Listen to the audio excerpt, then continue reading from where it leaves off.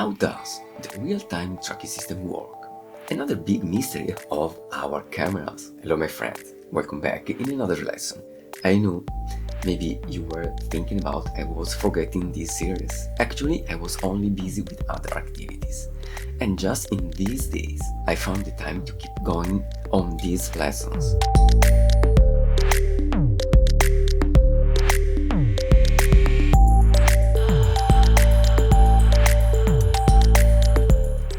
So today, we are going to see how to set up and use the real-time tracking system. You know, I'm a Sony user, yes. So my indication will be more related to Sony cameras, but actually it's not so different from other brands. So I think it'd be helpful even for Canon and Nikon user as well. The best option is the continuous autofocus, or AFC, in Sony and Nikon cameras, and it's called servo AF in Canon cameras. In this case, your camera continues to focus while the shutter button is pressed and held halfway down.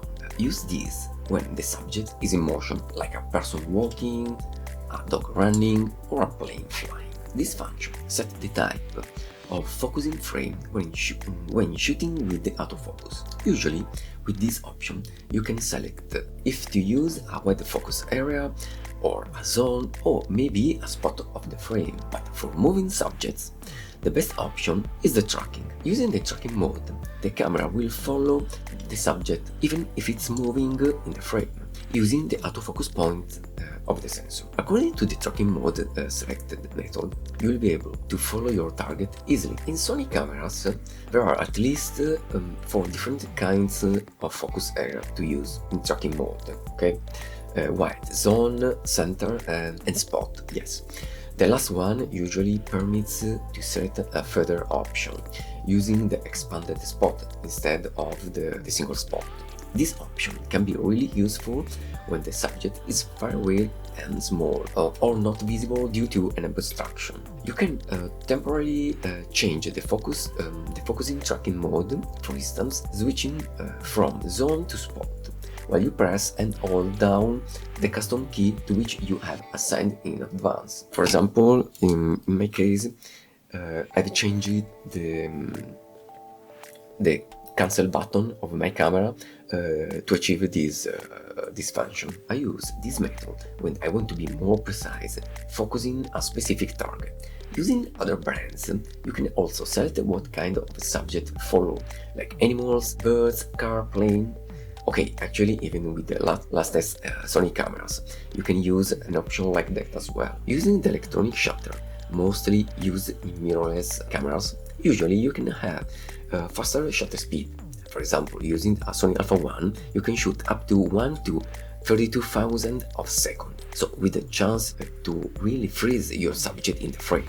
This option is very useful when you are photographing really fast subjects, like birds in flight, racing cars. The sensitivity goes from 5 to 1. Select 5, but it's the most responsive option to focus responsibly on subject at different distances, and select 1, the more locked on option, to keep the focus on a specific subject when other things are crossing in front of the subject. For my personal uses, I prefer to use 5 for birds in flight and 3, so an average sensitivity for other subjects. Select a higher value when you want to shoot a quick moving subject, or when you want to shoot multiple subjects while switching the focus continually. Select our lower value when you want the focus to remain steady, or when you want to keep the focus on a particular target without being affected by other subjects. The camera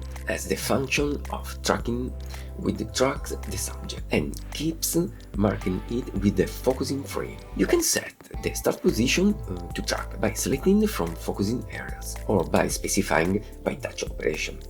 Of course, if the camera allows this option. If you prefer to use the viewfinder, like me, it's better to use the focus area. But if you prefer to use the main screen of the camera, could be better to use the touch menu, if the camera of course has it. Okay my friend, even this short lesson is gone.